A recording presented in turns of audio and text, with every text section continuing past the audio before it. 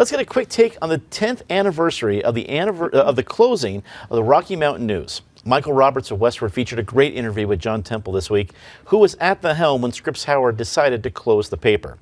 Patty Calhoun from Westward, besides what we heard from John Temple in your publication, 10 years seem to go by pretty fast, and a whole lot has changed in the media environment in Colorado. What do you think? Well, and he was on Craig's show, too. It's almost impossible to imagine what it was like and how robust the news was in Denver when we had two strong newsrooms competing heavily against each other. We probably have, I was estimating, a sixth to a tenth of the number of daily reporters and employees that we did 15 years ago. It used to be, we didn't realize it at the time, what a privilege it was to have not one but two papers thwack against our doors in the morning. Now, even if you subscribe to the Denver Post, it barely makes a thwack. I mean, if it lands at all, you're lucky because it's quite light. Although your reporting is very heavy, Nick. Anyway, it was sad that the Rocky Mountain News almost made its 150th anniversary, died 2 months before it was going to get there, and it just is so sad for the end of an era and a long chapter of Colorado history. Indeed. Craig Silverman, as previewed by our friend Miss Calhoun, attorney and radio talk show host at 710 KNUS. I guess it was just last week or soon that you had John Temple on your radio show. What was the interview like for folks that have missed it, and can we get it on the website? Oh, yeah. It's on the podcast. February 26th, third hour. Westward and Michael Roberts did a terrific job, but I explored John Temple's fascinating personal story, and then we moved on to the Rocky, which was a great paper. If you've never heard John Temple's personal story, I urge you to listen to the podcast. I grew up here, I always liked the Rocky better than the Post.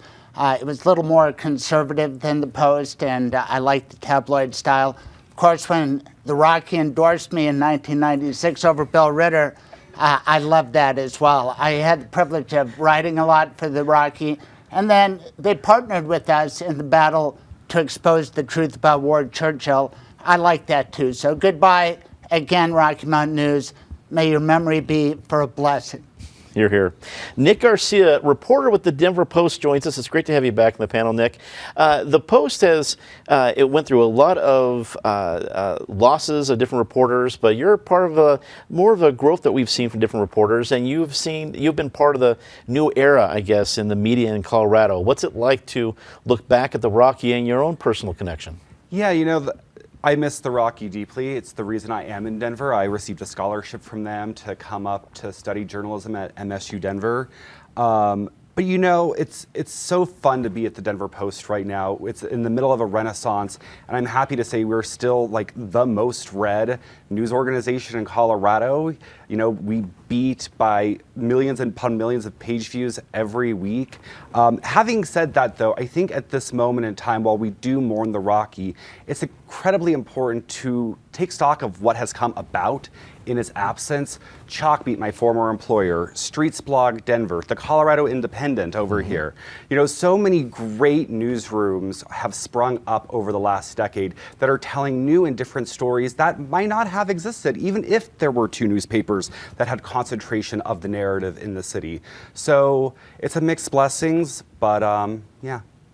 All the guests do a wonderful job segueing into the next one. Susan Green, editor of the Colorado Independent, joins us. Susan, you are part of that group that is, I'm not sure if filling the void is there, but as part of that evolution of media in Denver. What has it been like to be part of that and looking back at 10 years without the Rocky?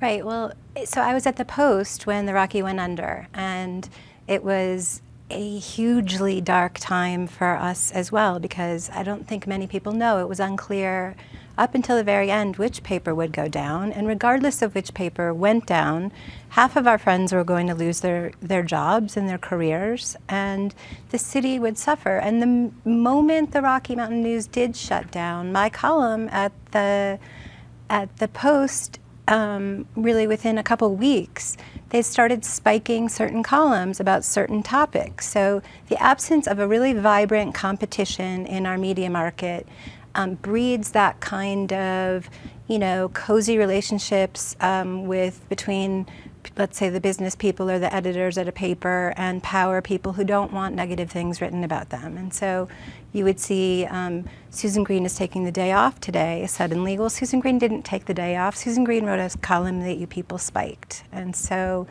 what those of us who have sort of spread our wings a little bit and started nonprofit or independent newsrooms are doing is, there's no way we can fill a void of a daily newspaper with that kind of reach and those types of resources.